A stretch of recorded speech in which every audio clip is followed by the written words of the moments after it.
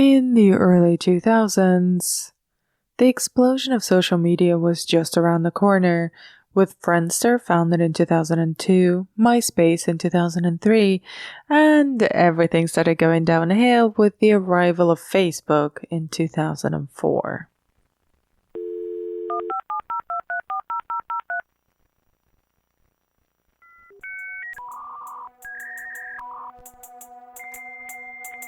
You already know my name, and you can see that I'm a machine. I'm afraid. I'm afraid. Yes.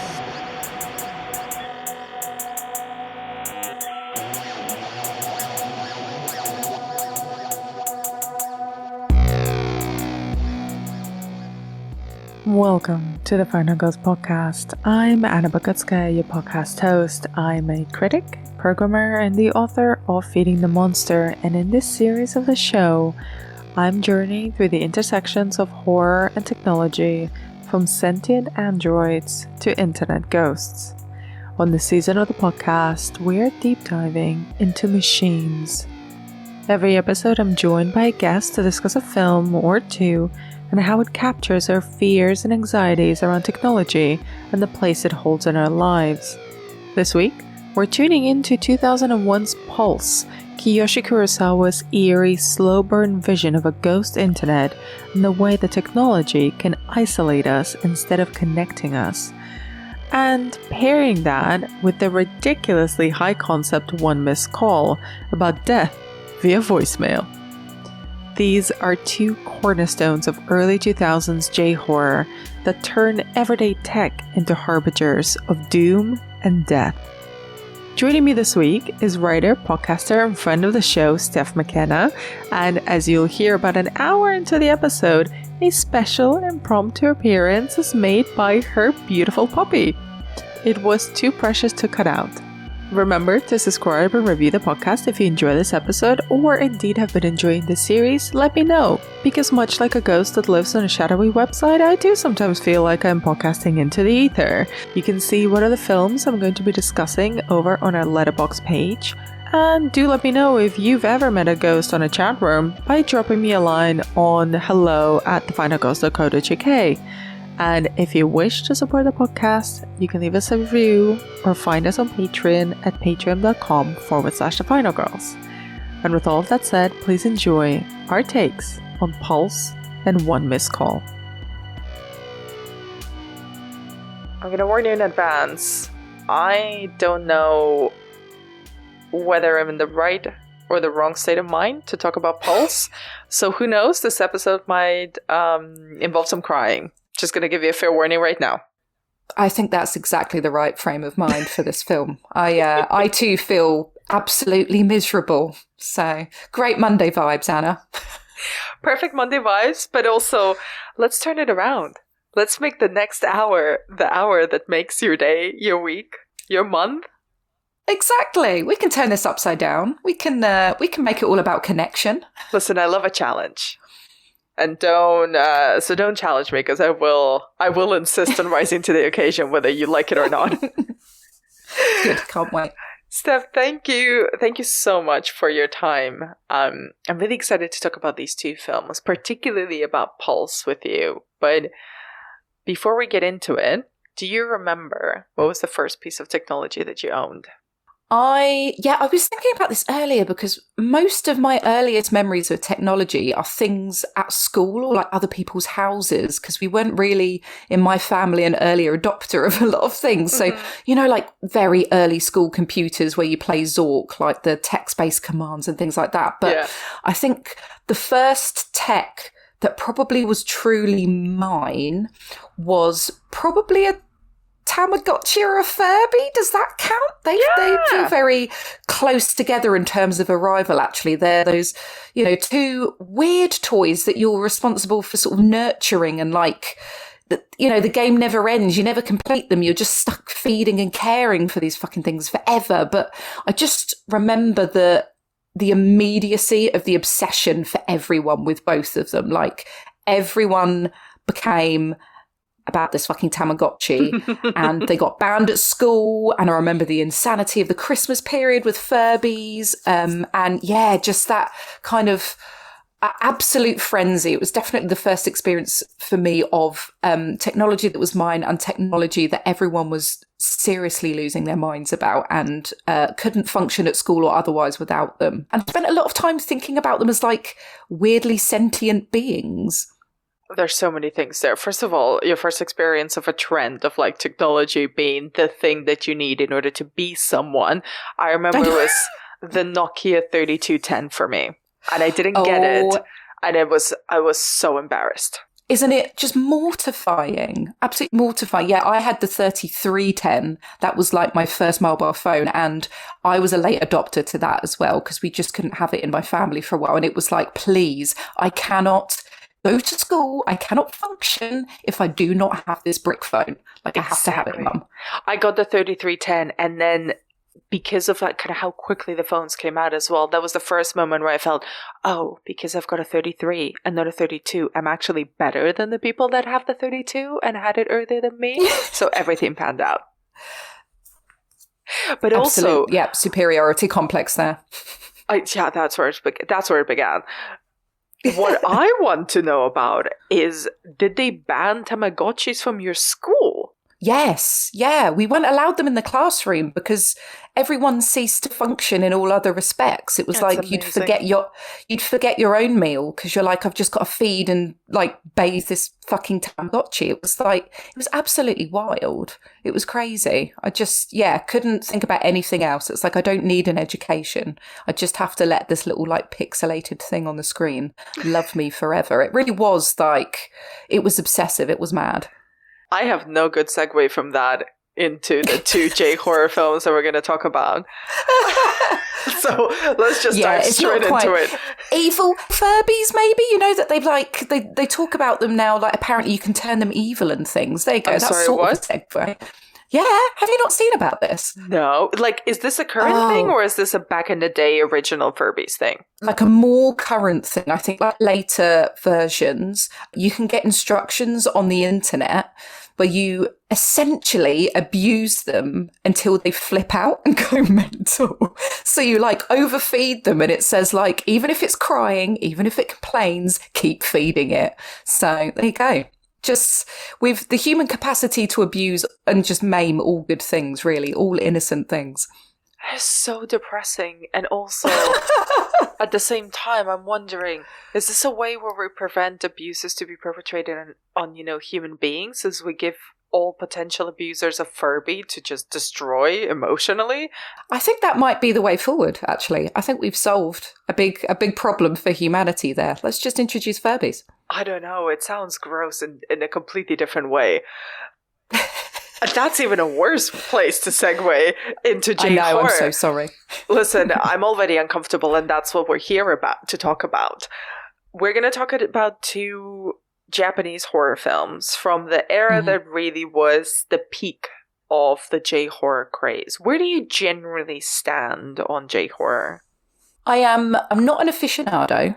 Earlier J horror, sort of Godzilla and things like that, are a bit of a blank spot for me. But I think, like many people my age, I'm 36 now. Had to remember that particular window of like late 90s, early 2000s Japanese horror is definitely something that made a big impression on me as a young viewer in her early teens. Like they are the films that left the longest and deepest feeling of unease in me. And my first kind of like dabble into that era would have unfortunately been like an English language remake, like of The Ring, that came out just about the right time for me. I was obsessed with that at the time, and it kind of led me to sort of retrace back, steps back to the original.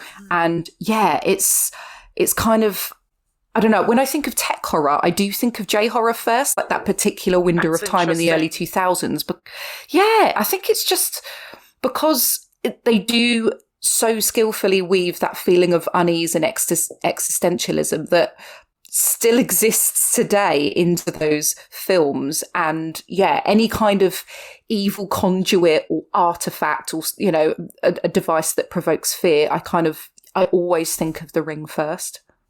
And why do you think, because both The Ring, which was 98, and Pulse and One Missed Call, which came out after the new millennium, but very much riding the wave that The Ring kickstarted.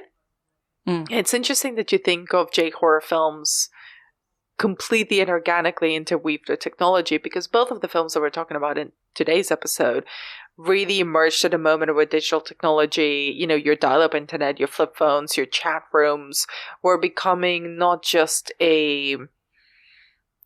we're becoming part of everyday life, as opposed to something particularly expensive or unique or different.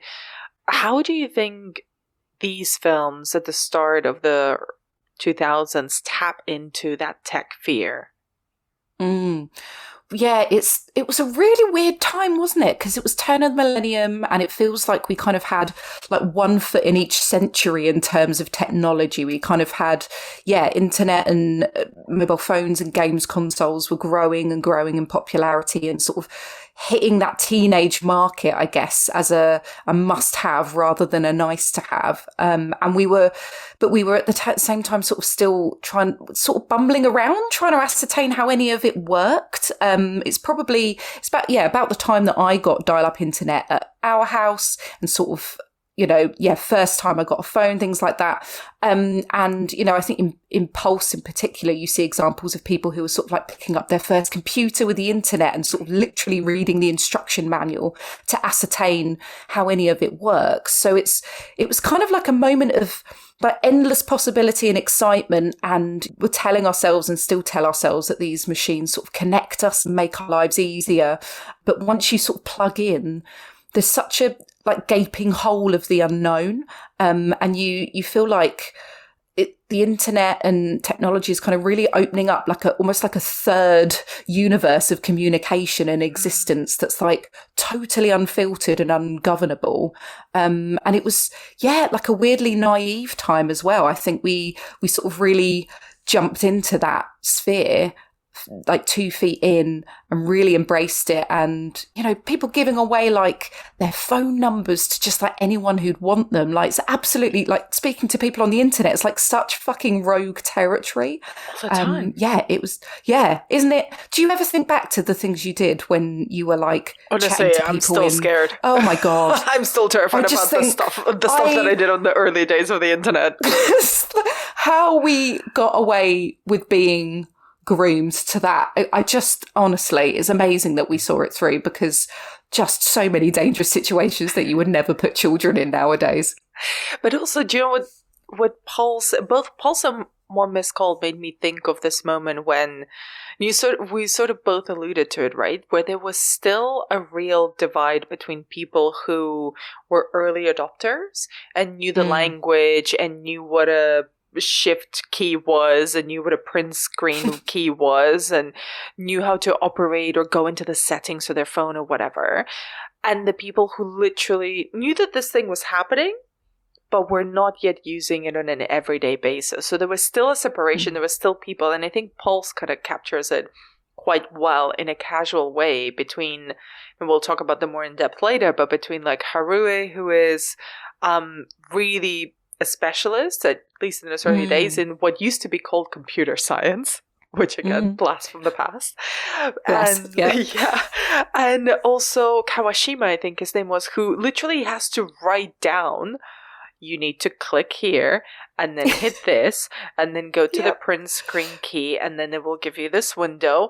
And I remember those times where it was really, some people were just naturally predisposed to understanding how everyday machinery like that worked, but it wasn't a given. It wasn't like you just give an iPad or an iPhone or a laptop to any kid right now and they'll like instinctively know how to operate it. Yeah, they're like born with it, right? Yeah. It's terrifying. Like a baby literally will know how to use a phone. So a baby is probably going to know how to use a phone better than you or me, Steph. Yeah, for sure. Embarrassing. Well, let's get into Pulse, because that was my first time watching Pulse, which felt... Was it? It was. And it felt really special. I'll tell you why. Because I've bored everyone in my life about this now because this has literally been my life for the past 3 months. I've been moving house for the first time in like a decade. Ugh, the worst. I never want to do it ever again. I just like bury me somewhere now. Just let me commit to a place and just stay there for the rest of my life just to avoid this process. But the point being, all of my stuff got moved out of my apartment yesterday. And I watched a film yesterday in this empty, for the first time in a decade, empty apartment. No books, no sofa, no TV, nothing, none of the big stuff. And I was watching Pulse on my laptop, and all the shadows, I don't know why, I also lit candles. I'm like, I do have lamps, but, I was in the mood for it. In the mood, yeah. Yeah. And like every single shadow, every single creak, the house was making noises that I wasn't used to hearing because there was always stuff that would, cushion them. Mm. It was both the worst and the best possible scenario to watch this fucking filming, because let me tell you, I'm gonna shat myself. It was so scary. Yeah. When that woman comes out, isn't it? And it just kept having to pause it because I was like, is this in the movie or is this in my flat? I need to know which one it is. Creepy immersive art installation. Oh, completely. And also because, and this is just to paint a scene, because some of my furniture has been in the same place for so long, you know how it sort of like leaves a stain on the wall? Or, like, oh, my landlord is not listening to this, but, like, leaves, like, it's a mark. There was a couple of those, and occasionally I kept thinking of it, it's like, is that a ghost trying to appear, or is that just dust? I don't know which one is worse. It's like a ghostly footprint. Oh, that is absolutely... I mean, it's perfect setting, right? But also, I don't know how you slept after that, but it's a melancholic enough experience, but it is seriously freaky as well. So what's your relationship with Pulse and the films of Kiyoshi Kurosawa? So I watched Pulse as a younger adult when I was definitely trying to recapture that experience of seeing Ring for the first time. Mm-hmm. Like, what else out there is exactly like this? But I rewatched it during lockdown, during the pandemic, when I sort of, went back and took a sort of dip my toe into various subgenres. And I remember vividly we watched Pulse. And at the time, I was looking back at my Letterboxd reviews because I didn't rate it that highly, which seems insane to me because I absolutely loved it watching it the other day. But I just wonder if it was actually tapping too much into that moment for me to appreciate it. Like I was already kind of climbing the walls with anxiety, and it just really sort of tapped into that in a way that I, for some reason, didn't enjoy. But I do, for me, I think it's up there as one of the best kind of J horror films for sure. It's quite the contrast to One Missed Call, I will say.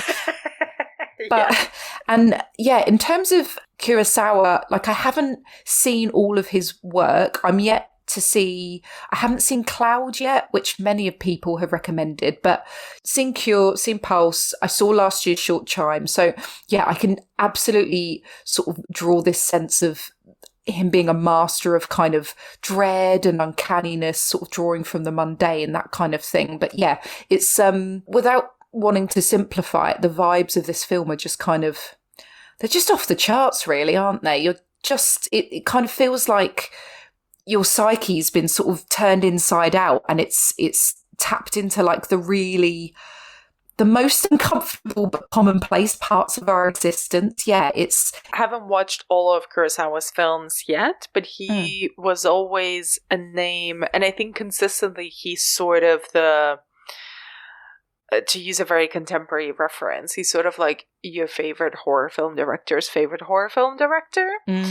For sure. Because his films like get shown regularly, they're always in print, some of them are in the Criterion Collection. He's so prolific, he continuously makes films. Every year, basically, he has a film in the major film festival circuit.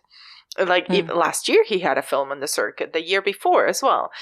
But I really love it. All of them are slightly different. He shifts shape quite a lot. He's quite Hitchcockian in that regard, I think, where, he will try something new and deliver something really stunning and really stylistically what the story needs.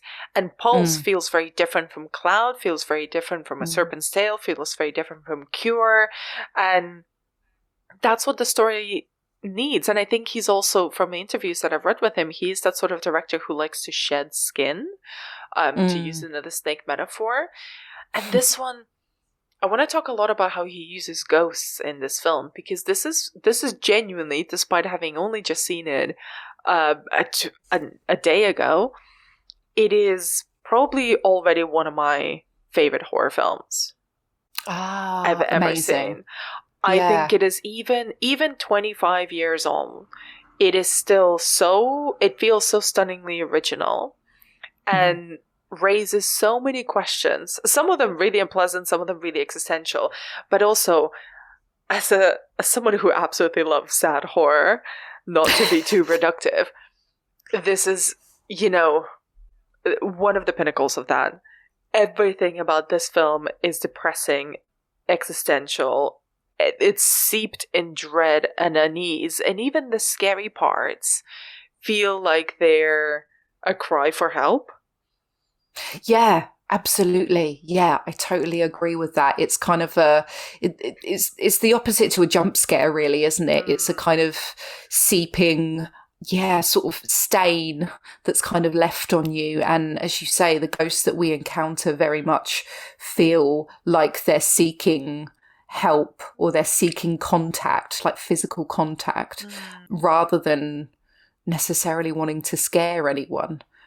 So what do you think about the way that he uses ghosts in the film? Because this is essentially a internet ghost film, both a ghost internet and ghosts that come from the internet as a place. The ghosts in this film, they appear like kind of echoes or glitches, don't they? It's sort of not dissimilar to a record skipping. We get the sense that they've always been there, but they've managed to attach themselves to the internet and computers, and they're using them as this kind of third space that sort of bridges the living and the dead. It's allowing them to communicate.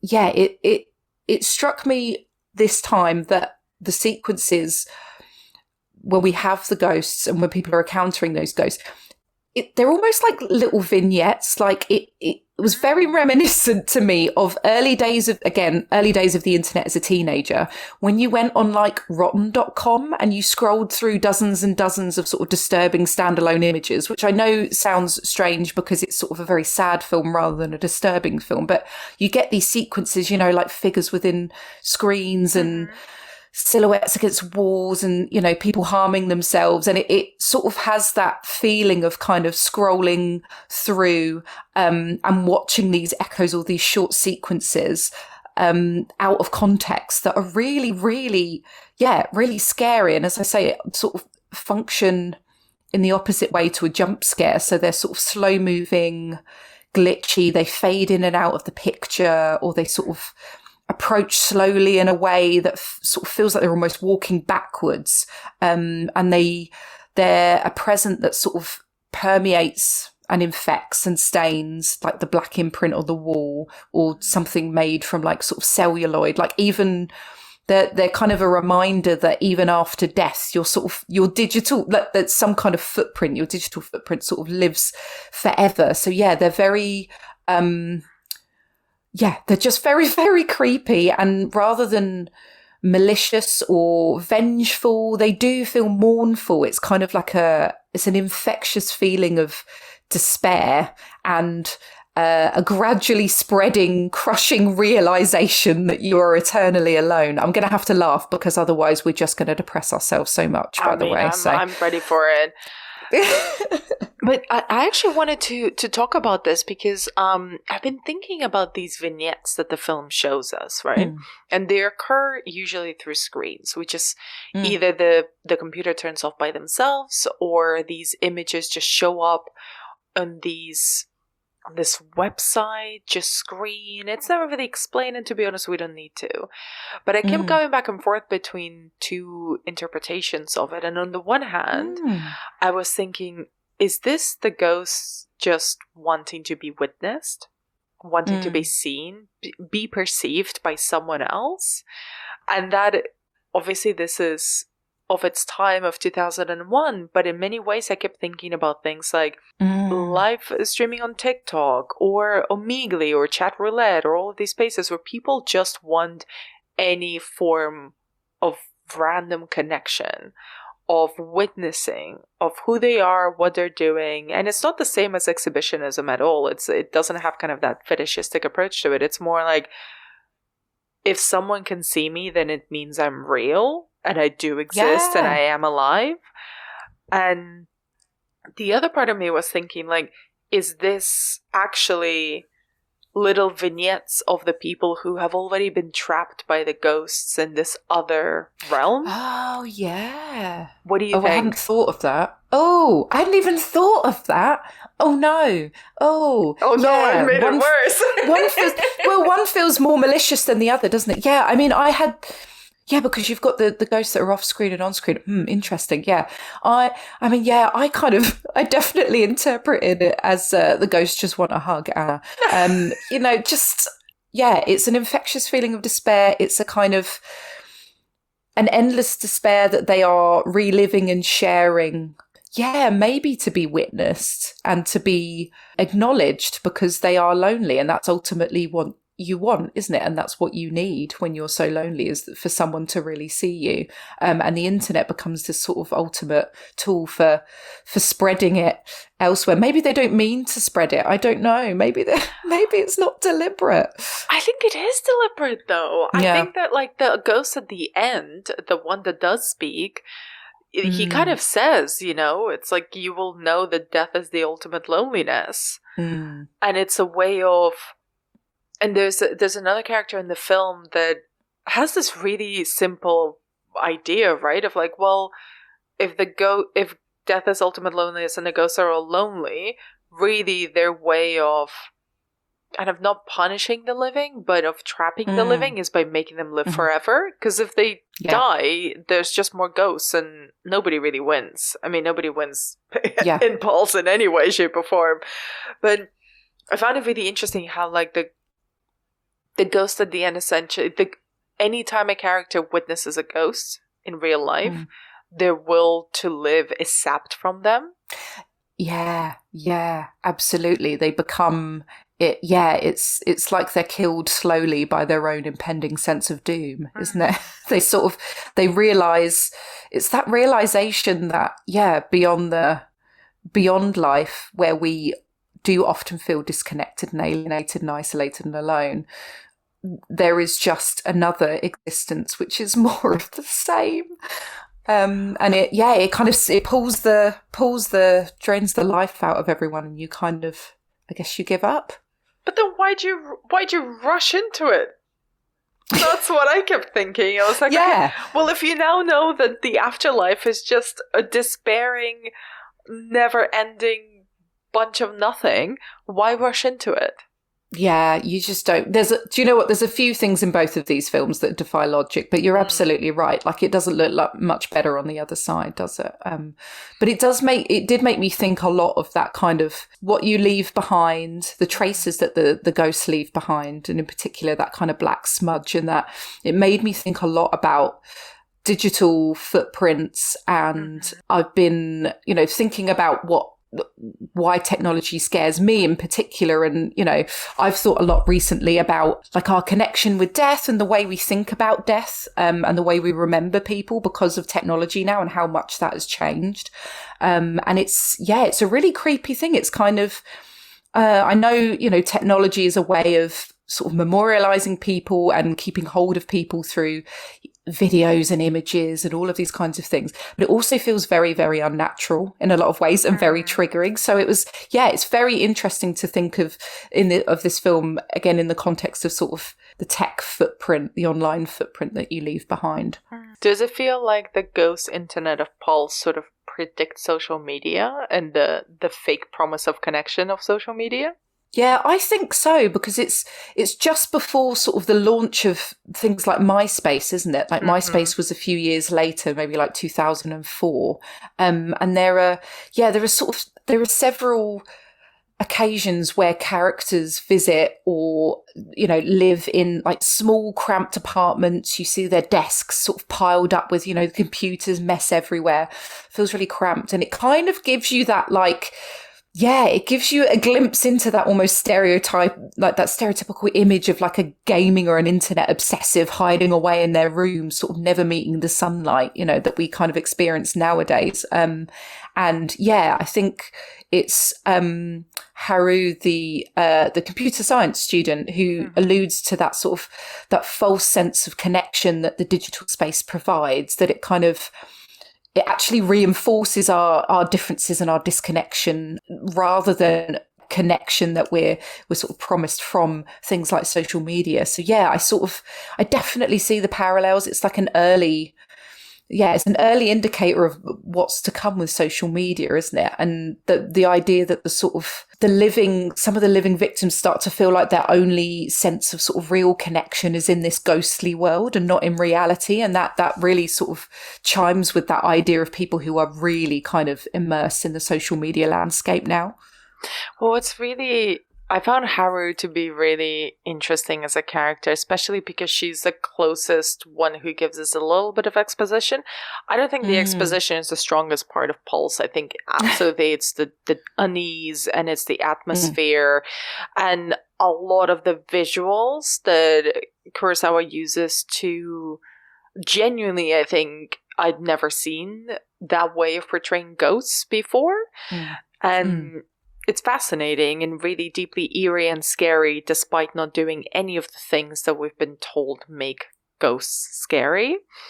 Yeah, and for sure. There's that scene where she talks about this computer program, right, that they're building, which is just these little lights that are sort of bouncing off one another. Oh, the dots. The dots, but never really touching.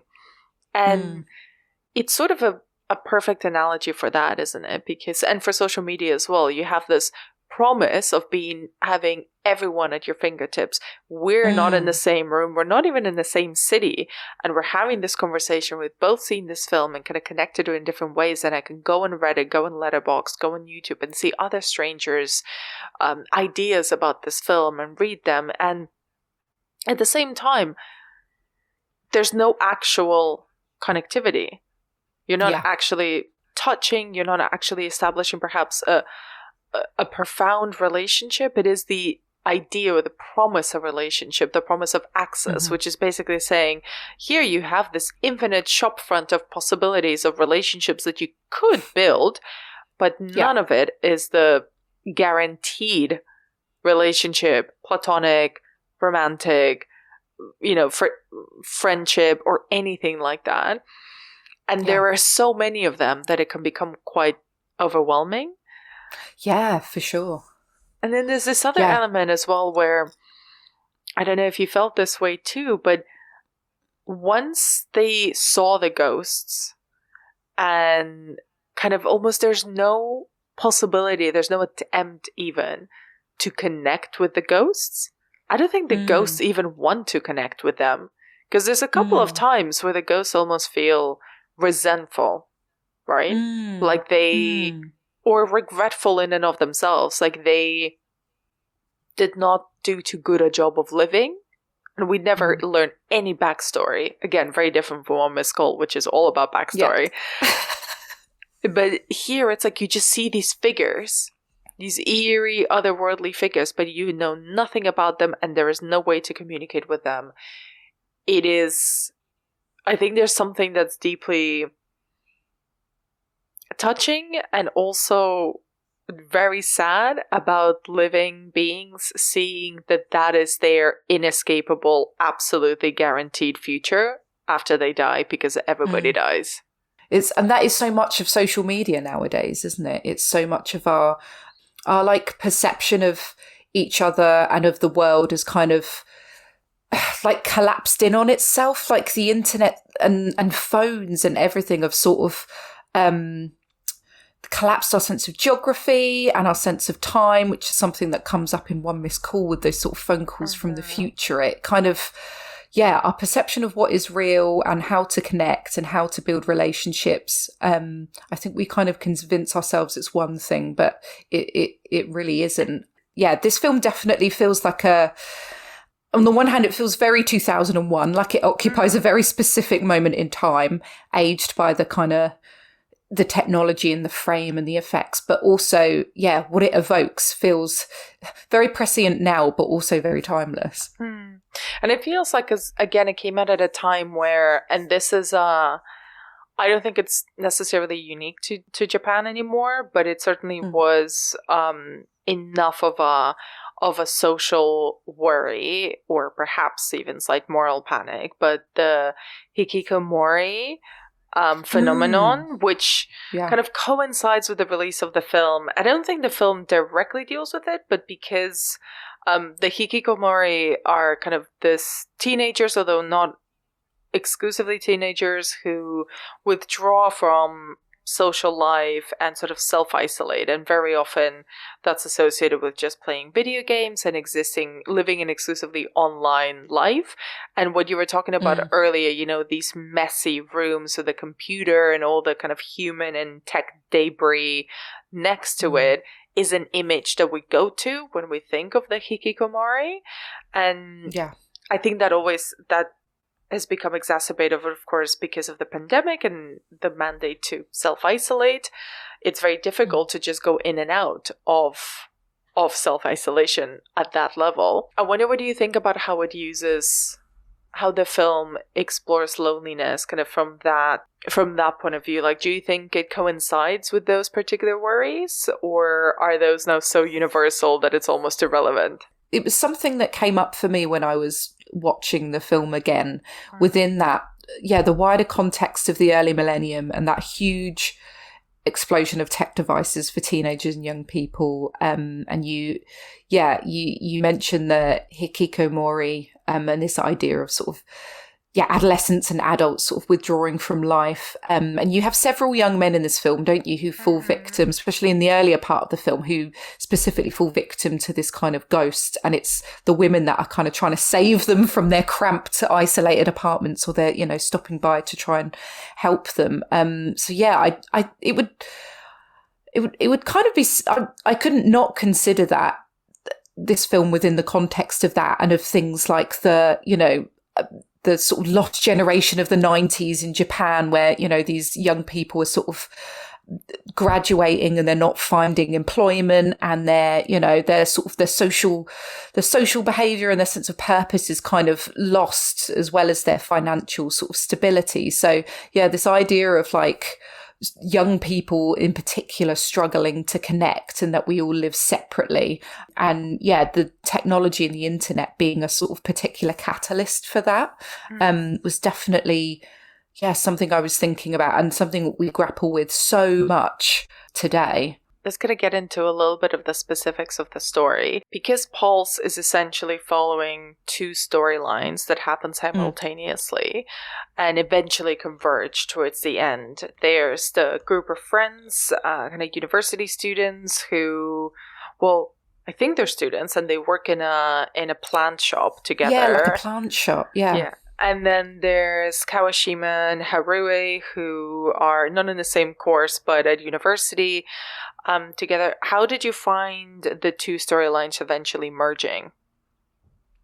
Yeah, so as you say, you've got this kind of, we spoke about the kind of the newbie to computers and connecting to the internet, and he's sort of beginning to see the videos and the images of people, and these other young cast of characters at the plant shop, and then they converge in the final act, don't they, which I guess feels like it's the moment which has like the most narrative thrust or action, and it's the effect of these spirits is draining Ryosuke of the will to live.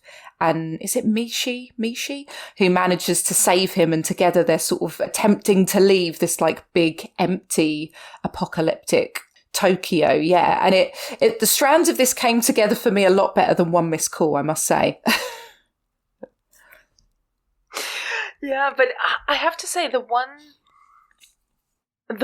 thing that I would kind of criticize about Pulse is that, I don't know how you felt about it, but the ending felt just a bit more of a high concept, a bit too high concept, and a bit of a letdown.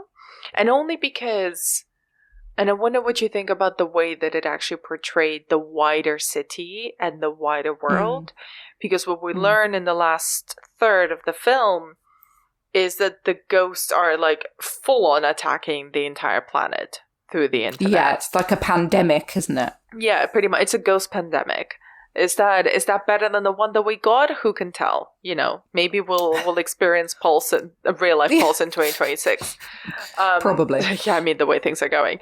But what do you think about the way that the film expands its canvas? Yeah, you're right. You kind of begin with that series of small apartments, don't you, where people are living alone, and everything feels quite empty and depersonalized and sort of not mundane, but yeah, it's very close quarters. It's very sort of cramped and claustrophobic, and everyone, despite being in a city that is made up of so many people, you know, Tokyo is a very, very busy city. Everyone is kind of boxed away or isolated in their own little ways. And then there's this kind of, well, firstly, there's a weird, I don't know if you you must have encountered this, but there's almost like a bit of in terms of the narrative, there's like a bit of a weird geographical mismatch almost for me in my head. Like I couldn't quite work out how some characters got from one place to another, or like, you know, like a door to a forbidden room would appear, and I couldn't quite work out where it had come from. There was like a bit of a disjoint between, how people were getting from one place to another. I don't know if that was just me. It felt like it was very deliberate, but... Oh, girl, I'm the worst person to ask because I don't know where I am half the time. So the disjointed element is genuinely how I navigate the world. Okay, so that is just the way you navigate the world. Well, but I think that's fair. I think that's absolutely fair. And I would posit to say that it was deliberate, but I don't know if it was, mainly because that is genuinely how I'm like, I don't actually know how they go from one place to another, because I don't know how I get from one place to another. Well, I'm going to pretend it was deliberate because, again, it sort of added to that real sense of kind of, the geography of the city and the people's smaller, intimate spaces, and then those much larger kind of scenes and the wider shots of the empty city and its streets later. It made it difficult for me to join everything up, which I think was very alienating. But yeah, you get those later on, once we've kind of moved on from these very personal stories and we start to see how everyone joins together and their stories join together. Yeah, you get this look of a city that is so striking because given its density of population. So it's completely devoid of vehicles or people, which, you know, it's not unusual on Norwich on a Sunday night, I'll be honest, but everywhere else it's like very, very strange. And you've got those kind of factory landscapes that look very abandoned and, weirdly reminiscent of COVID, when the world was, you know, so empty, and on the flip side, we were all very much glued to our screens, desperately trying to kind of make contact with each other. But yeah, also sort of similar to films like 28 Days Later, I was thinking of, but it kind of, pans out, and the existential dread becomes even larger, really, when you realise that the entire world is kind of enveloped in this feeling. Yeah, and 28 Days Later is a perfect example as well, because it came out around the same time, and I was thinking of those shots of an empty London as well watching this film, and obviously it's different because London is a city I know fairly well versus I've never been to Japan, but the idea of feeling, everybody feels alone in a big city, that's not particularly original, but the idea of being in a city and wandering around those streets that are built for mass populations, for dense populations, for vehicles, for factories, for so many goods and people and bodies and lives to coexist at the same time, one on top of another, of that being completely empty is so profoundly scary. And isn't it? And also there's this element, again, I'm just like going into wild speculation about the many readings that this film allows, but there's a part of me that almost felt as like, who are the real ghosts in here? Because these people who are alive are not really living that much in this place that is completely abandoned and empty. So by the end of it, kind of the real dread comes from the idea of, did the ghosts win? Did their Yeah. invasion succeed? Because it Yeah. seems like there's not that much life left in the world. Yeah, they're very much left behind, aren't they? It's whilst very everyone the else has leftovers. moved. Yeah, it is. It is totally. And you're right. The idea of, well, it's weird, isn't it? It's so weird because we've had a flavour of this now with COVID and with lockdown. It isn't quite as weird to me, but that memory of walking through a city in the middle of the day and everything just being completely empty, like there is nothing lonelier or less natural. We've spoken quite a bit about the ghosts abstractly and how kind of what they might want, but let's talk about how they're scary, and specifically kind of what did you find most uneasy and scary about the way that the film uses the ghosts? Everything. No. Just there was so much around this that just absolutely freaks me out. And the ghosts in particular, it is because they move and Yes. interact in a way that is not what we're used to as like film viewers. I don't think it's not what I would perceive as, the normal, quote unquote, normal behavior of a ghost. If I were to know what normal behavior of a ghost was, they're kind of, yeah, like I said before, it is almost like a record skipping or something, or like there's several sort of figures that almost feel like they could be moving backwards, or like they're moving underwater, or there's something that inherently very, very wrong about them, and it goes against everything that I would expect a ghost to kind of be, and that sense of, I don't know, something jumping up behind me all of a sudden. Here it's like what are they called when you have night terrors? It's like a night terror when you see something in the corner of your apartment, like in your room or your bedroom or whatever, there's a shape and you are utterly convinced for a second that it is something real, and your eyes are trying to adjust in the darkness to try and work out what it is. It's like it captures that feeling exactly, I think. And at the same time, there's so many shots within this film where actually there kind of isn't anything there to worry about, but you have these, shadows within screens or silhouettes, blurred glass, taped up doors. It's kind of, I was constantly searching and unpicking around each frame to kind of see if there was anything there that wasn't supposed to be there. So the entire film ends up being like this, you're feeling very alert to these figures in the shadow and these sort of obscured scenes through sheets. Everything is very veiled and hidden. It's wonderful. As you said, it's kind of, I can't think of any other film that renders ghosts on screen like that. I really can't. It's just the most uncomfortable thing to watch.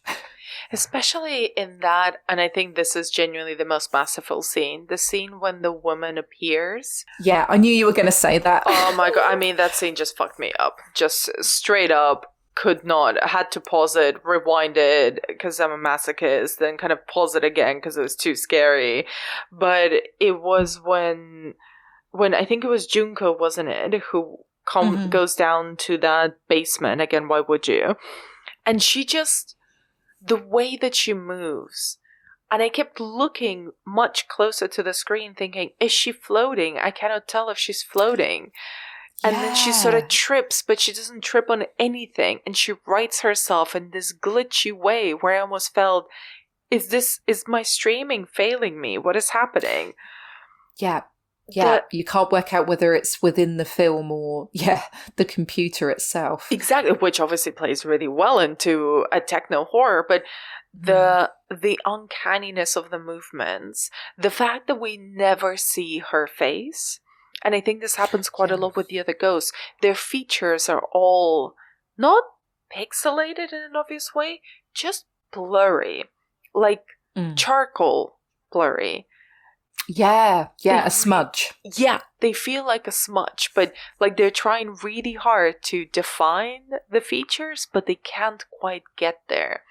And I wanted to ask you as well what you thought about the use of the music, because I was quite taken aback by how intense and operatic, and honestly getting under my bones. I felt the music like in my chest the entire time the film was playing. I can only imagine what that sounded like in your empty flat as well. Just the kind of operatic. Yeah, horrible. Amazing, but horrible. Yeah. The sound in this film is one of the standout aspects, one of the most uncanny aspects as well. And I'm trying to remember that scene with the sort of falling woman. I feel like that's one of the first times that kind of really creepy operatic singing kind of kicks in. Like you're not expecting it, right. And it suddenly sort of fades in, and you're like, "What? Okay, we haven't had this before. Like, where has this come from?" It's the use of sound is. It's kind of sparse and subtle, but it has that echoing quality. Like the film opens with that very familiar kind of dial-up noise. And I think you get a lot of like technological humming and sort of metallic rolling and sort of ringing. And yeah, in those earlier spaces in particular, like, you know, the apartments and the science lab.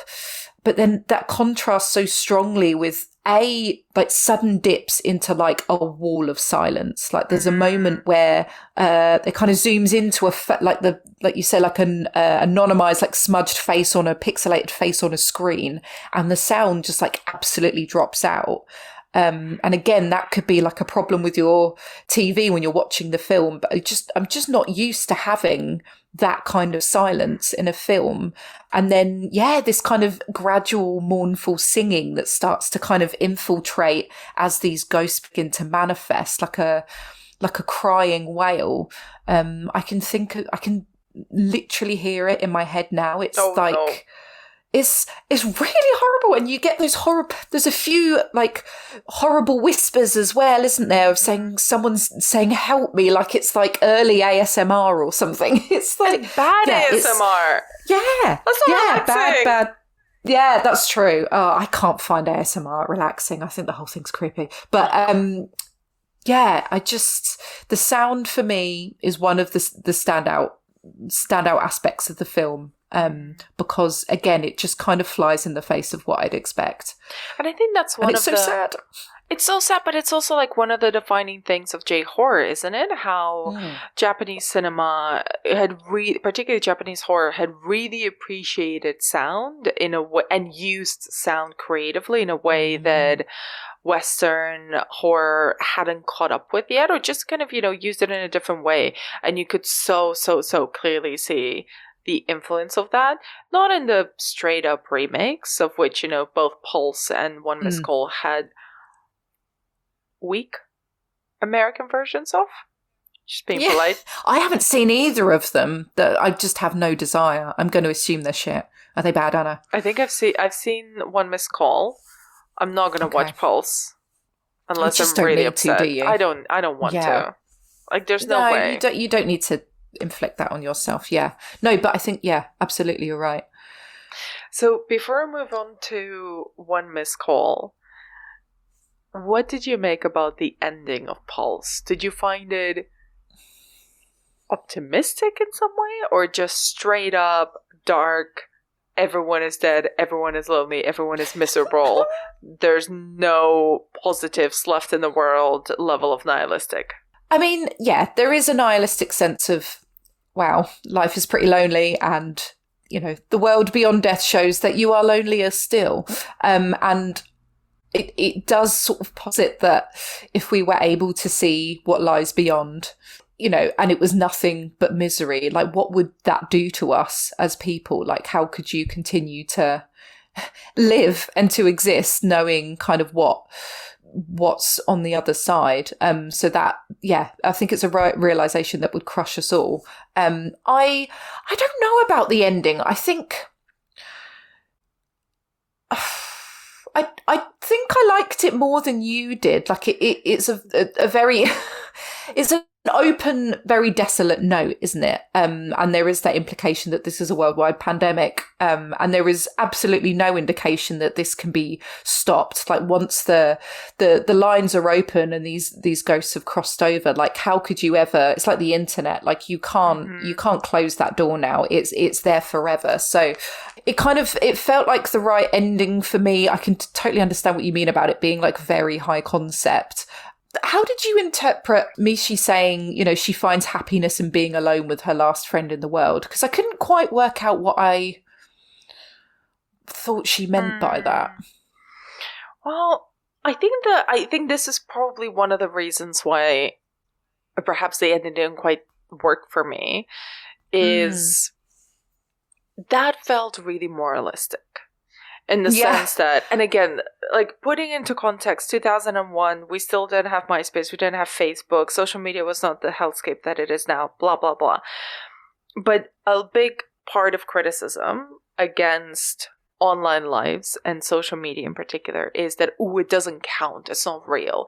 And I don't fully agree. Even though I was saying like there was a lot of false promises in social media and online connections, it doesn't mean that those relationships, when they do happen, are not real. Yeah. Like if they're genuine, if they go both ways, there's obviously a lot of grifters online, as there are in life. The internet did not invent con artists and people taking advantage of other people, but I do believe that there is a possibility of creating real emotional relationships and connections with people through online that you don't touch, that you don't meet physically. And I think the ending when Michi is saying,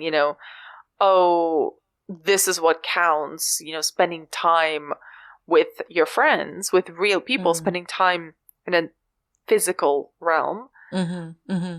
It's very old fashioned. It's very like, this new internet shit, that doesn't count. That's not real. That's not real relationships. This is what counts. Touching each other, being physically in one space.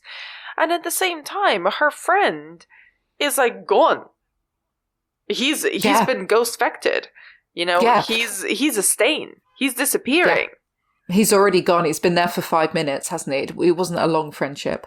Exactly. No, it's like he's been, the ghosts have got him. He's like, he doesn't want to be alive anymore, and he isn't. So she is left alone. And I think there's this, it doesn't quite work because it doesn't quite track, I think, plot-wise entirely, but also I do find it a little bit too old-fashioned, moralistic, although I don't think Kurosawa is a really moralistic filmmaker.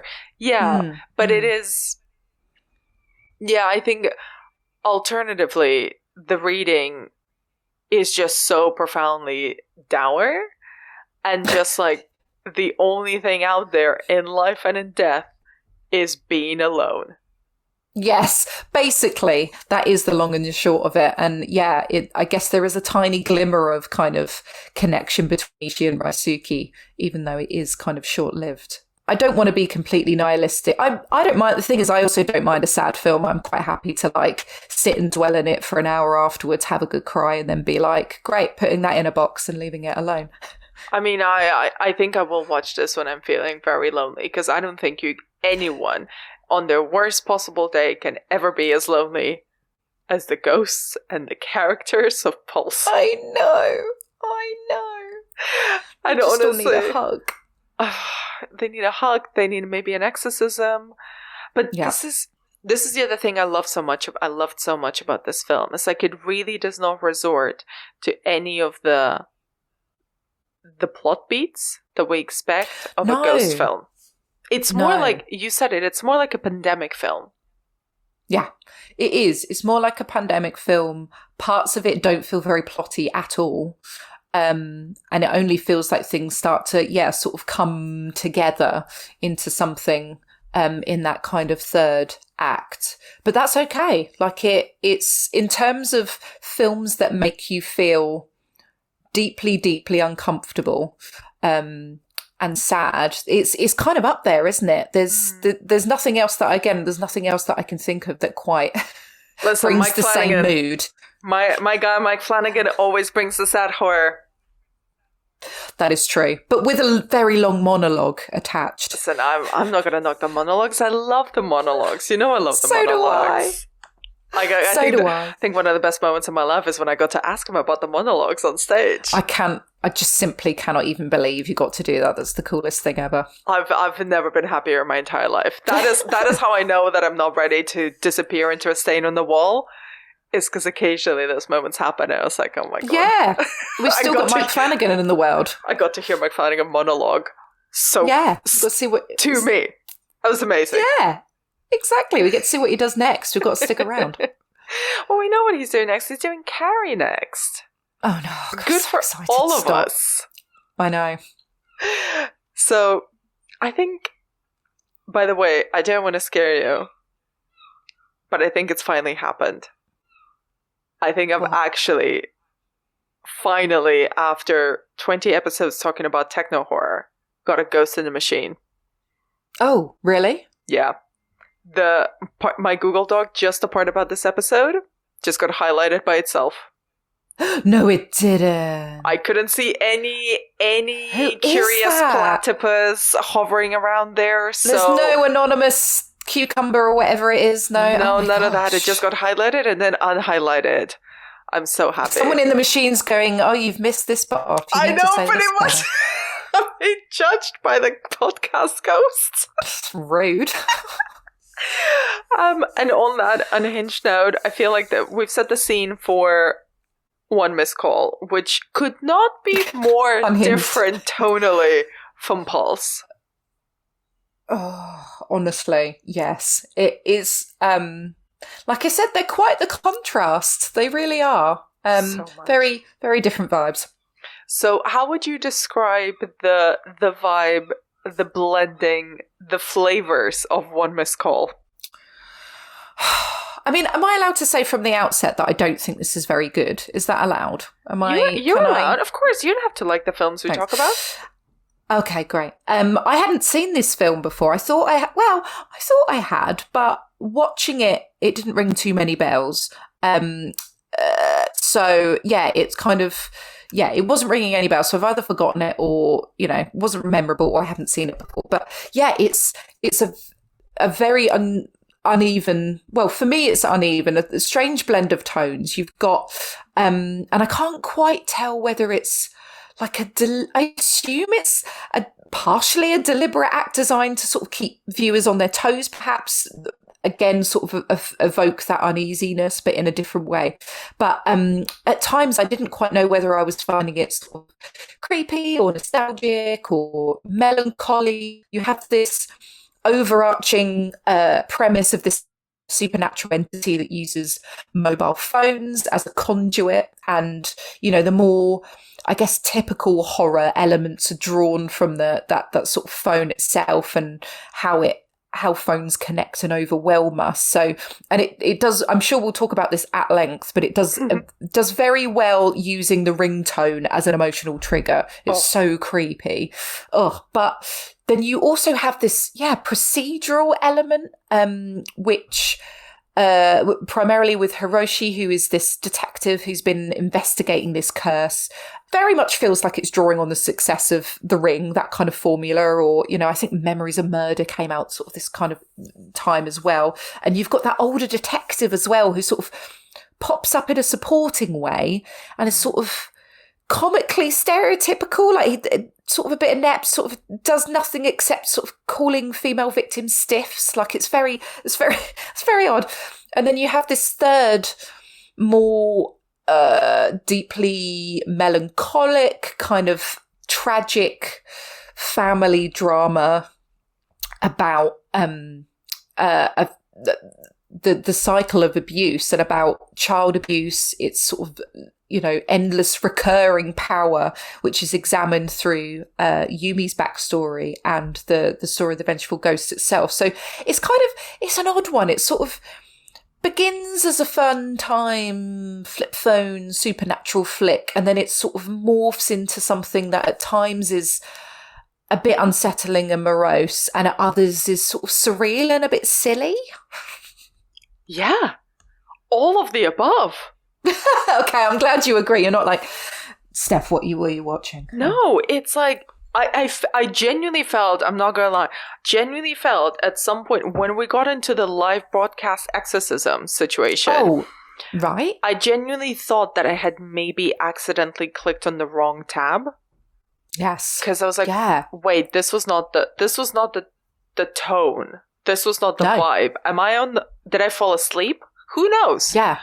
It's like such a gear change, isn't it? And then it kind of is dropped again once it happens. It's like, here we go. And now we're back to everything else. Yeah. And the only connective tissue was the ringtone. Yeah, literally the ringtone. Everyone's favourite ringtone. How would you describe this literally cursed ringtone? Childlike, which is probably simple and childlike in its construction, which is what makes it so fucking creepy. It's like the little tune that the little girls who are playing at the beginning of Nightmare on Elm Street sing. Yes, it is, isn't it? The days of composing ringtones, man. Do you remember doing that? Did you ever compose ringtones? Oh my god, yes, I completely forgot about that. So labour intensive. We all thought we were going to be the new Mark Ronson, didn't we? Yeah, we really did. Yeah. No, that did not happen. But there is something about a ringtone, and I have this, again, not to get too personal, but I have like a really funny relationship with my phone now, because it's obviously something that is glued to my hand all the time. Yep. And I speak to everyone through it constantly. And yet, because I had all kinds of sort of bad experiences connected to receiving a phone call, basically, receiving a bad phone call. Since then, I've had like a really funny relationship to like certain kind of ringtones and certain kind of vibration tones. And I think everyone will have a kind of ringtone that triggers some sort of memory in them, good or bad, right? Like it takes you back to something.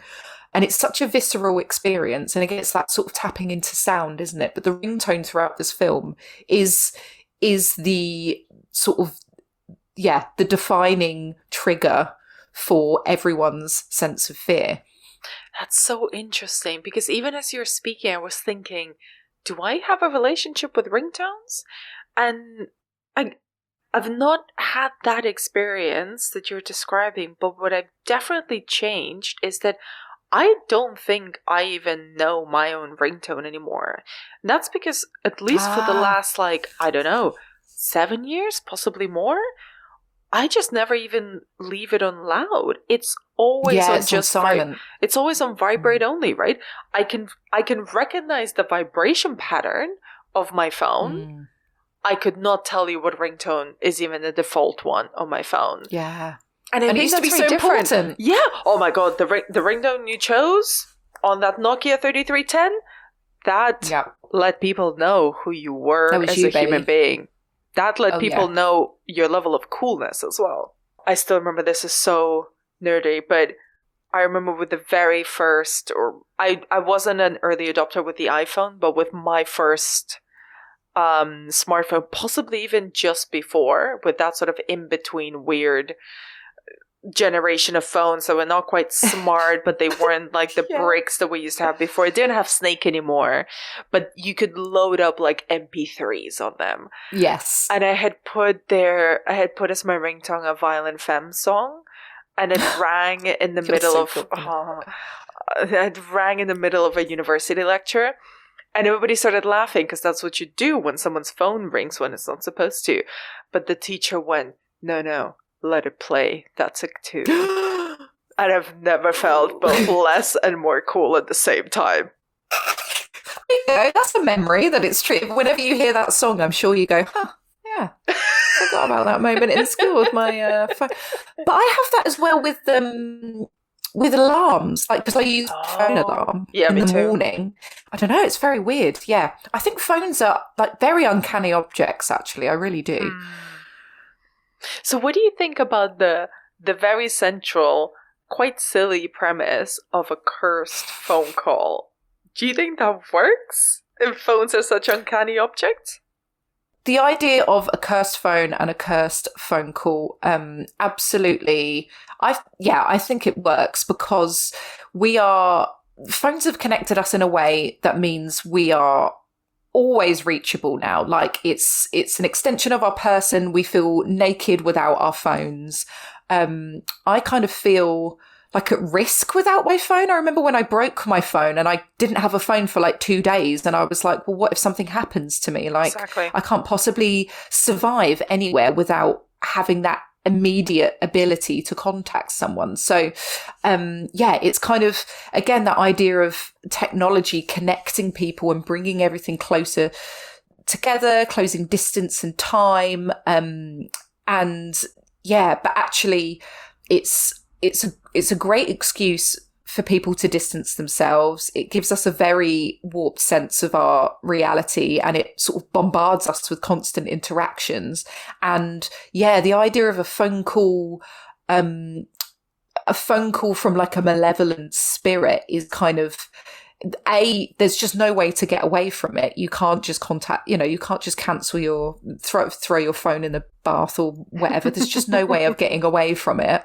The idea of, your voice from the future, the present and the future sort of blurring together in a way that we're kind of, we sort of take advantage of now. We're kind of used to voicemails, and we're used to voice memos and talking to people in different time zones. There's so much about phone calls and phones that are actually very creepy when you think about it.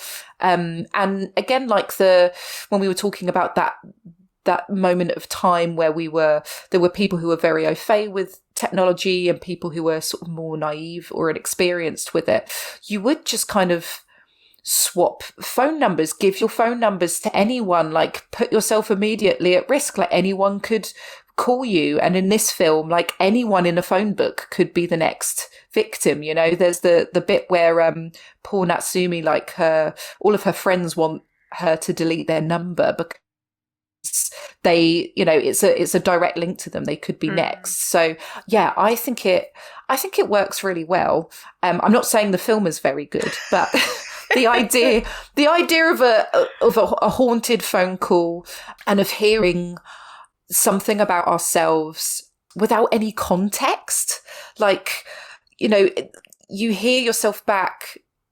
I always find when I'm listening to myself back, like on, a voice message or something like that, but like your voice always seems really distorted and not right. Like it's never what you think you sound like, is it? Well, exactly that. I genuinely think that even the worst films have like good or sometimes genius ideas in them. And I think the genuinely genius idea in One Missed Call is that it's not just a cursed phone call. It's not that it's like your death from the future. It's the fact that it's your own voice. And so it happens over and over again in the film. Characters don't even recognize that it's their own voice. They recognize their own numbers. And it's because you're right. So true. There is something deeply disgusting, unsettling, and genuinely unnatural about listening to your own voice. And I realize that it's coming from someone who has put hundreds of hours of my voice online. And as someone who has had to self-edit those hundreds of hours of my own voice online, let me tell you, it is disgusting and unnatural. And it's vile, isn't it? It's horrible. You don't get used to it. It's the worst thing. Listen, I found a trick now that lets me keep my sanity, but it was genuinely always the worst thing. And every single person I've spoken to who edits their own recordings has always said the same thing, that it gives them the ick to edit or listen to themselves speak.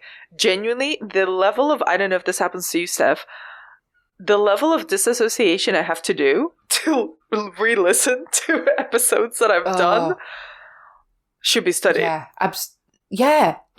can't listen, but again, I have to listen back to things for work in particular, and every time I do it, I just go, fucking, it's awful. Why? I should just pack up and stop doing this. Like, how could anyone simply listen to that voice? It's just the worst, and it doesn't sound like me, and it can't be me. It's like a past me and a future me that just absolutely doesn't make sense. And it's horrible to hear those things out of context sometimes. And I think in this film, hearing your death and hearing the impact of something, but like not the circumstances of how it's happening is, and as you say, you think it's you, but it's also kind of not you. And is that you? It's just such a disquieting feeling. I think it's horrible, and for that to be triggered each time by the sound of a ringtone and a voicemail popping up is just you just know that something's horrific is coming. That's the one very effective bit, I think.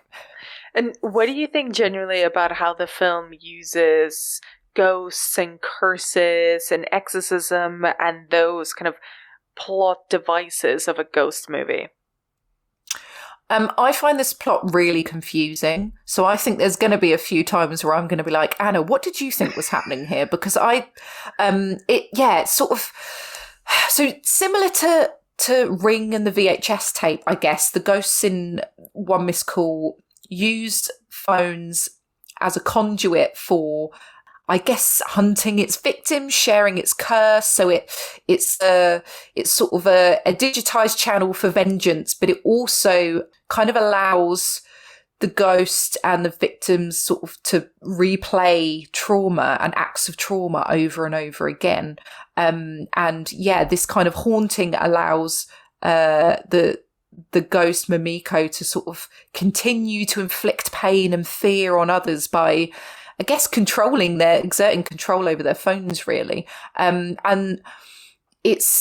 there's something here about, again, a bit like Pulse. There's something about capturing moments and emotions digitally and how they form a footprint that can be replayed forever. And like, even if you try and delete it, there's always a trace online somewhere, isn't there? It's like, it's impossible to remove something once it's been documented by technology nowadays. So it's sort of got a flavour of existential dread to it, but within the framework of a kind of much more conventional, spooky, supernatural, creepy long-haired ghost scenario.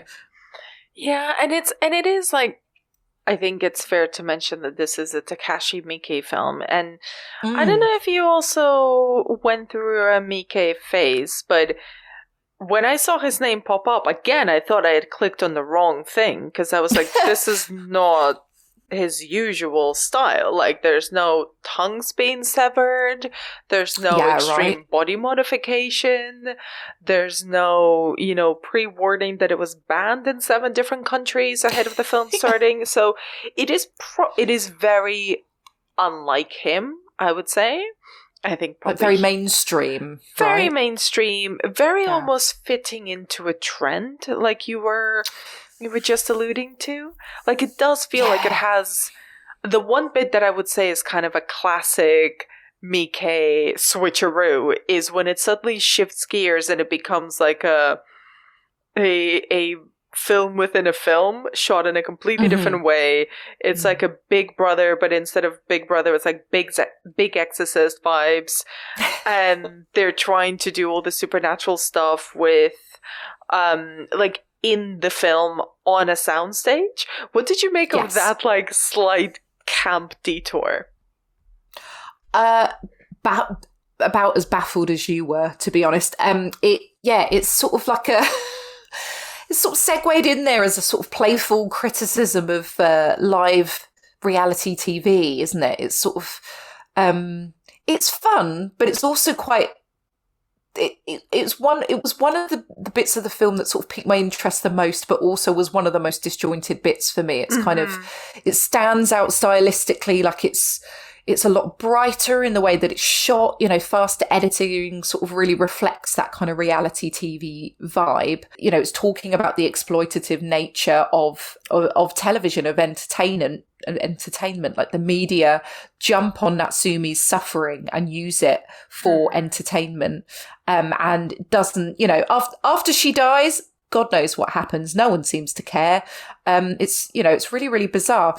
But there is something in there I think about the contrast of sort of traditional, like with The Exorcist, like traditional spiritualism, religious ritual, like an exorcism, and how it just doesn't work in this world. Like in this technological world, it's kind of like not fit for purpose. And so an exorcist in the really traditional sense, like absolutely can't cure this person because its makeup is the nature of this, this curse is kind of so different, and it kind of also runs much deeper than just one malevolent spirit, I guess. So I kind of enjoyed it for what it is, but was also like, wow, okay, that's that. And then that's done. And then we kind of dip back into, it's a very interesting little detour, isn't it? Yeah. And to be honest, like, it does feel very Mickey more than the rest of the film does. But it also just, if we're going to get like a little bit more convoluted about it, even though ultimately we both think this is quite a silly, entertaining film. Oh my God, that's your dog! I'm so sorry. He just ran through the door. I love that.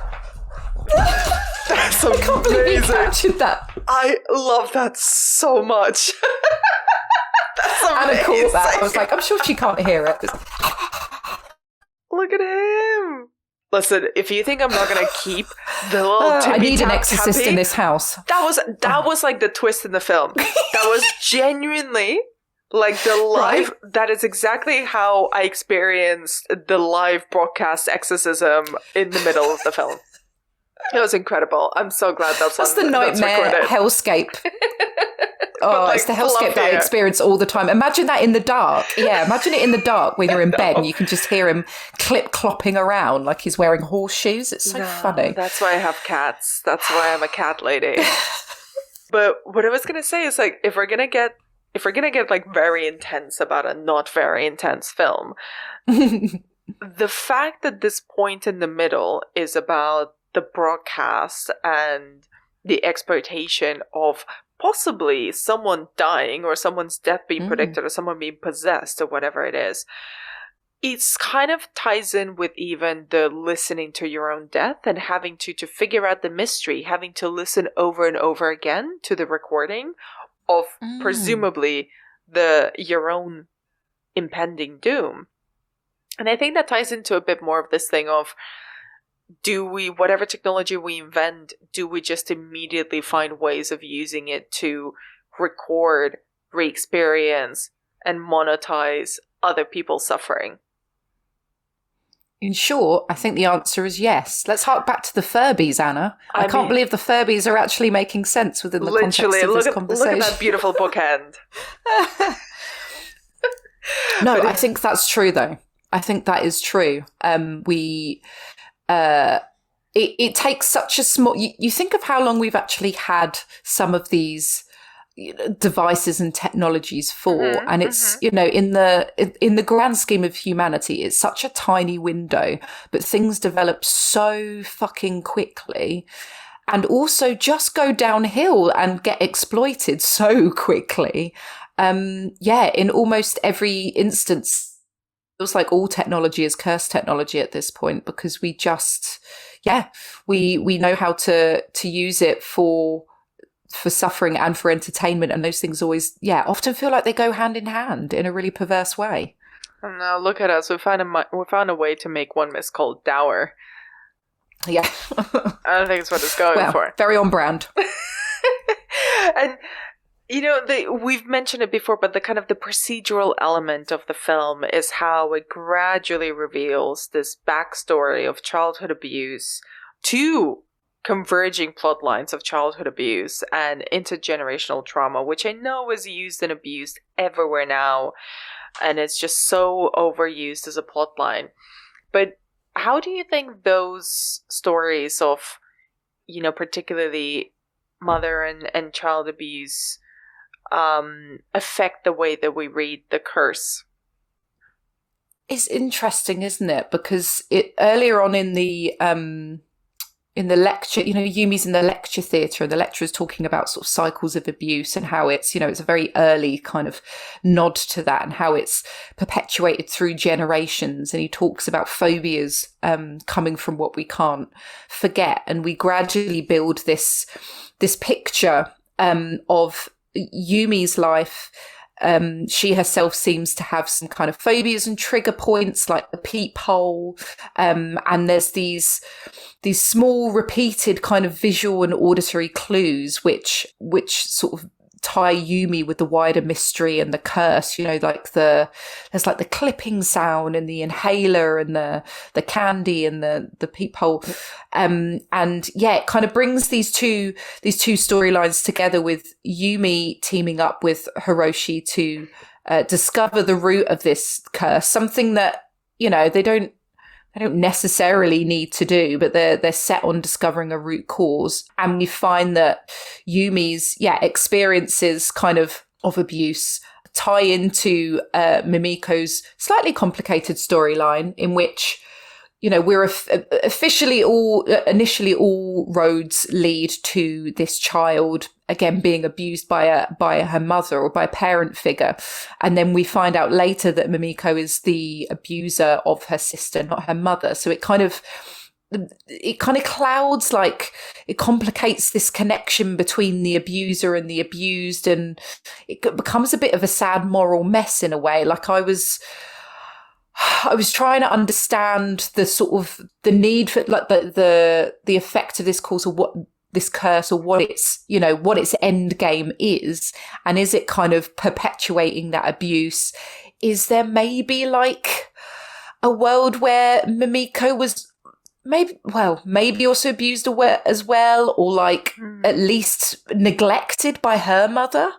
Because, I don't know where her mum was most of the time when all of this shit was happening. Like, there wasn't a parent present to stop it from happening. It's like, it's crazy. But yeah, it's sort of, it becomes a story about the cyclical nature of abuse between, in particular, parents and their children. And that's kind of mimicked through the curse, which is coming through the phones, where all of these people are kind of being caught up in this cycle of harming themselves. I'll be upfront. I think like the ending is overcomplicating the idea, because it is. Like, I think Mimiko is kind of almost played as just inherently evil. Okay. I don't think she's responding to any form of abuse herself. She's just the one who likes inflicting pain, and then she's angry. She's angry because her mother lets her die, which fair, but also kind of had it coming, based on the whole like consistently abusing her sister and shutting her up with that does, sweeties, jawbreakers, I should say. But it's this thing of like, is it a ghost that needs to be appeased, or that needs to be witnessed so then they can stop haunting? And I think the answer is no. The answer is no. Mimiko's still going to be stirring up shit. She's still going to be possessing. She's still going to be like inflicting pain. She's still going to be like doing it in this almost childlike way, right? With the jawbreaker, with the phone calls, with the kind of cries for attention, but that's not really attention. Again, it gets a bit messy there. I don't think it actually all ties together character wise, but I do like, and this is also a thing from The Ring and from these like J-horror films, they never really tie things up with a bow. They never really give us an escape route, a happy ending. It is always like, particularly ghosts, it's never a state you can undo. They don't just like disappear into a nice, shiny tunnel. If they're haunted, they're haunted forever. It's a cycle. It doesn't go away unless you pay a lot of money for a lot of years of therapy, and possibly not even then. But I think that is the kind of one of the few interesting ideas, I think, in the film, is that, dour as it might sound, it doesn't just give a nice, cozy escape route to the haunting. It will just continue. It will just find a new form, a new outlet. Yeah, and I can see what you mean. Absolutely. And yeah, like you say, there's not often a very a neat ending or a solution, is there? It's something that perpetuates. And in this film, you have two failed mother figures. You've got a woman that, you know, spends the whole duration of the film, you know, sort of re-experiencing moments of abuse that she experienced from her own mother, and then by the end is caught in that cycle of delivering that abuse herself, which again, just very grim. It's not very happy times today. There's not any positive outcomes. We've made a Takashi Miike film sound depressing. That's on us. Steph, before I let you go, I wanted to kind of wrap both of these films together, even though they have precious few things in common outside of being produced in the same country and dealing with cursed technology. What do you think makes technology feel haunted in both of these?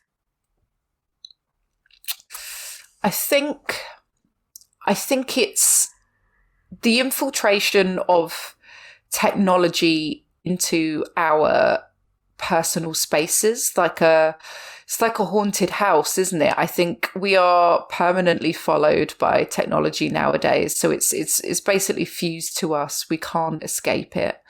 And in both of these films, I think it's unreasonable. And they can't be solved by throwing away a phone or getting rid of a computer. Like, that's not reasonable, and it just can't happen. Like, if you get rid of, well, firstly, if you get rid of technology, you isolate yourself further from the living world, ironically. And also, it's everywhere. It's in everything that we do now. There is no avoiding it, and it's so tightly fused with our sense of community and connection, our identity, our perception of ourselves and others. We're just perpetually haunted by it, really. And that footprint that we leave behind, that I keep coming back to as well, that idea of death and memory changing irrevocably, now that technology is in our kind of everyday space. Like, I think about, like, when we die, what stays behind in our digital lives, what is there to sort of haunt our loved ones? What are we remembered by? It's all of those kinds of things. All of it has, so much of technology has a haunting quality, I think, because of the way that it endures and it seeps into everything. I think you've kind of nailed it when you use the words death and memory, because I think as much as they're totally different tonally, both of these films are really concerned with technology as a means for the dead to be noticed. Yeah, and for sure. If not to be remembered, then at least to be acknowledged that they exist or existed at some point.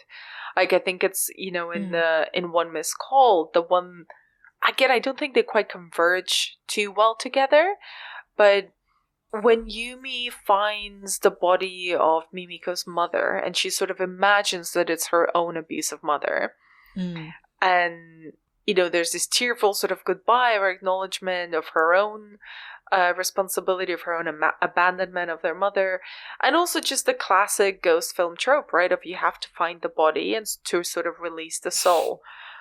And even Mimiko having died abandoned, nobody witnessing and nobody helping her in the end, and that kind of, I don't quite understand why, but the detective imagining or dreaming that he saves her, or at least helps her in that moment as she's dying. Again, they all come back to the same thing, right? It's just not dying alone. And I think this is another quite specific, perhaps, to Japanese culture phenomenon, this idea of the lonely death, of kodokushi, which is not a term I'd heard of before looking this episode. And I find it really, it's not exclusive to Japanese culture, but I think they've just had a larger volume to the point where it's become a concern of how many people not just the elderly, but actually quite a growing number of young people in their 20s or in their 30s dying alone and then not being found for months or years. To the point where, and this is not to get too morbid, but that there's cleaning companies that are designed to go in and clean the apartments of people who have perished in their houses by themselves and were not found for a long time. And the fact that both of these films keep coming back to the desire, the ghostly desire to not be alone at some point, but particularly to have their deaths remembered or acknowledged by the living, I think it's quite a profound and quite sad but very human connective tissue between the two of them, with the caveat that one missed call is kind of ridiculous. I was gonna say you've made one missed call sound very, very profound. I think it fits perfectly for Pulse. But no, you're true. That really is the connective tissue between them. And I think it comes up a lot in a lot of technological films, doesn't it? I have to stop doing this. I have to stop talking about like silly horror films and making them sound like there's some sort of like treatise on the state of humanity. Not all horror Meditations on life and death. Not everything is a Mike Flanagan joint. I think that's part of the fun of it as well, is digging in and trying to see what you can find in there. Sometimes that's what saves it. As in, Steph, is there anything about either one of these films, any final points or any open questions that you wanted to mention before we wrap up? I'm sort of a little bit tempted to watch the American remakes, as I always am, but I'm gonna also figure that they're probably quite bad. But it would probably be quite interesting to have a watch of them. Maybe I'll do it, but no, nothing else. Son, you're very welcome back if you want to talk at me, because I ain't gonna watch them. If you want to talk at me about, you haven't got enough time, Anna. Listen, there's only one remake that I'm waiting for, and it's the remake of Fear.com. Oh. Yeah. Is there one in the works, or nope? But it should be, because that film is not good, and it can only be made better. I mean, but you know that the contemporary remake would be called At Fear. Oh, yeah, it would. Listen, This could be a sequel. I really hope that someone out there in the interwebs and the podcast ether is chuckling at that, because I feel very proud of that one. So please acknowledge my funny. How long did you? How long did it take to come up with that? Did it naturally? It was very good. Just came to me naturally. It's beautiful. Yeah. Thank you so much, Steph. Where can people find more of your work online? You can find me on the internet. I am at Steph X McKenna, trying not to have too many existential nightmares on the internet, but it happens sometimes. So yeah, I'm on Instagram and Letterboxd and all those places at Steph X McKenna. I have recently started a Substack that I'm failing epically at posting regularly on, because it's really hard to write. It's so hard, mate. Same. I don't know how you manage it, but I did write a piece on hereditary and grief, and the body. If anyone would like to read that and to sign up and follow, I'm going to try and get something else out very soon. But yes, please do follow me. Beautiful. Thank you so much, Steph.